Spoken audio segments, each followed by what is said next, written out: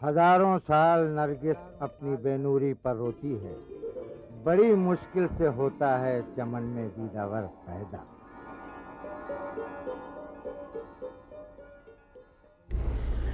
जयदेव जी का नाम संगीत, फिल्मी संगीत की दुनिया में या वैसे भी संगीत की दुनिया में बहुत बड़ा नाम माना जाता है, और ये मैं दिल से कह रहा हूँ, मेरा भी यही मानना है। बहुत बड़े संगीतकार थे और शास्त्रीय संगीत पर बेस करके वो अपनी धुनें बनाते थे, और ये बहुत अच्छी बात थी और बहुत लोकप्रिय उनके नगमे होते थे। अच्छा, जयदेव जी के साथ एक मेरा ख़ास रिश्ता था।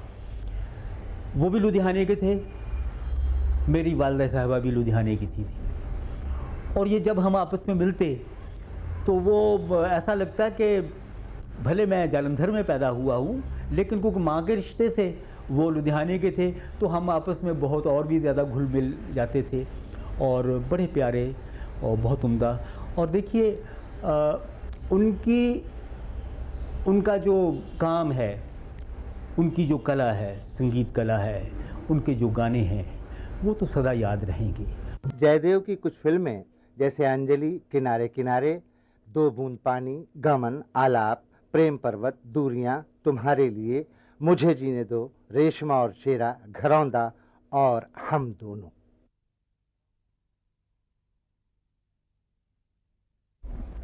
अचानक एक दिन जयदेव जी ने मुझे टीवी प्रोग्राम आरोही में गाने के लिए बुलाया, जो कि जन्माष्टमी के उपलक्ष्य में था, जिसे पंडित नरेंद्र शर्मा जी ने संचालित किया था। उसके कुछ महीने बाद उन्होंने मुझे फिल्म गमन में गाने का अवसर दिया। घरौंदा बनाई जयदेव जी के साथ तो बहुत नज़दीक आ गए, और फिल्म बनाई दूरियां। दूरियों में बड़ा अच्छा एक्सपीरियंस हुआ। जयदेव जी हमेशा हर फिल्म के जब भी कोई भी गाना हो तो उसकी दो धुनें बनाते थे, और धुन बनाने का मतलब ये है कि पहले उनके पास जो है ना लिरिक्स होने चाहिए, उसके बाद वो उसकी धुनें बनाते थे, और हर गाने की वो दो धुन बनाते थे अप्रूवल के लिए। ये शायद उन्होंने इंडस्ट्री से सीखा था, तो दो तो एक अप्रूव होती है।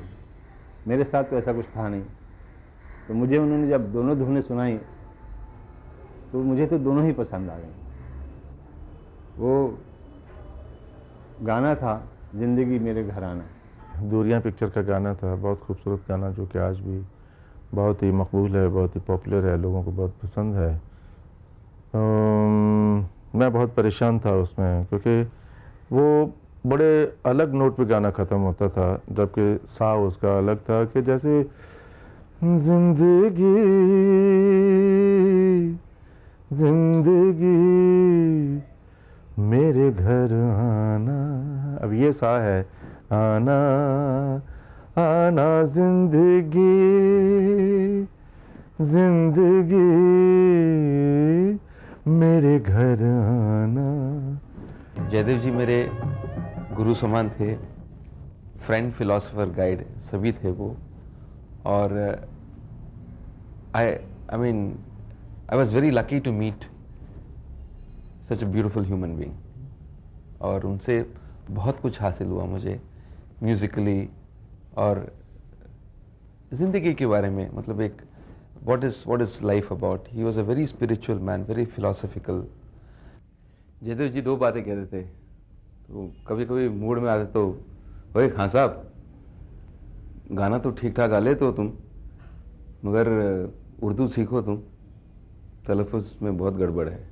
तो उन्होंने मुझे चांद जी के पास, चांदबाला करके रहती थी चर्च गेट में, उन्होंने मतलब उर्दू सीखने के लिए कहा, फिर मैं सीखा।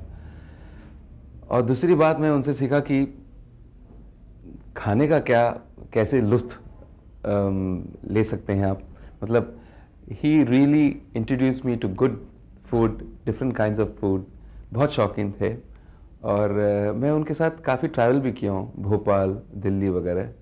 और दैट्स व्हाट, जैसे मैंने पहले भी कहा कि ज़िंदगी क्या है, how you got to live life, how got you conduct yourself, बहुत सारी बातें उनसे सीखा मैंने।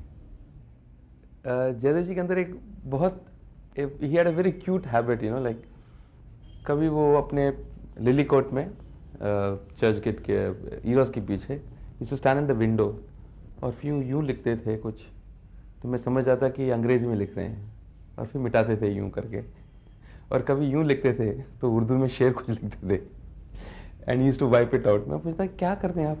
बोला यार ये अच्छा लगता है मुझे दिखाई देता है क्यों कुछ लिखता हूँ मैं यूँ और फिर मैं मिटा देता हूँ उसको। तो it was he had and he was a very punctual man, really a britisher. कभी कभी मैं दाढ़ी नहीं बनाता था, बोलता क्या कर रहे हो तुम लोग? रोज वो 6:30 7 o'clock उठ जाते थे, फ्रेश मतलब शेव करते थे, एंड मैंने कभी उनको दाढ़ी रखते हुए नहीं देखा। एंड बस नहा धो के फ्रेश होके 8 साढ़े 8 बजे वो कंपोजिशन शुरू करते थे। असर करे न करे सुन तो ले मेरी फरियाद, नहीं है दाद का तालिब, नहीं है दाद का तालिब, ये बंदे आजाद, असर करे न करे। जयदेव कहा करते थे, मैंने अपनी सारी जिंदगी संगीत को समर्पित कर दी है। मेरी एक ही ख्वाहिश रही है कि मैं भारतीय संगीत और लोक संगीत के विविध रूपों और भूली अधभूली धुनों को संगीत प्रेमियों की सेवा में पेश करता रहूं।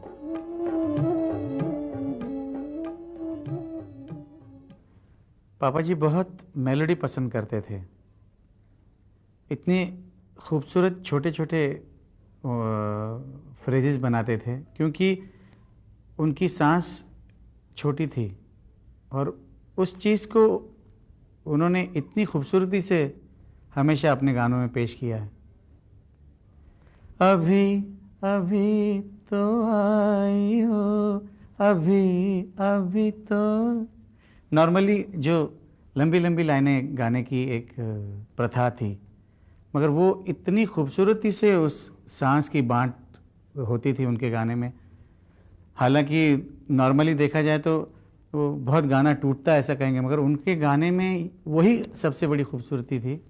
उनकी जो कला है, संगीत कला है, उनके जो गाने हैं वो तो सदा याद रहेंगे और सदा याद रहेंगे और वो ज़िंदा रहेंगे।